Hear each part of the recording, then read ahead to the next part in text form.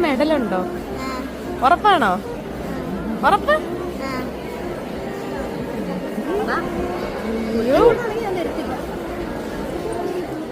അപ്പുറത്ത് വാ, മാമിന്റെ അടുത്ത് പോ.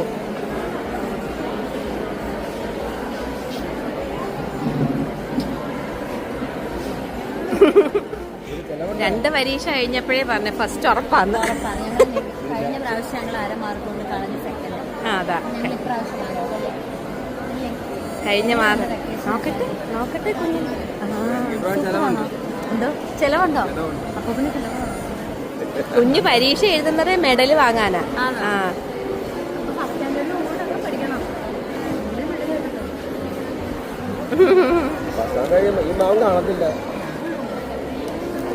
ഫ്രണ്ട് വന്നിട്ട്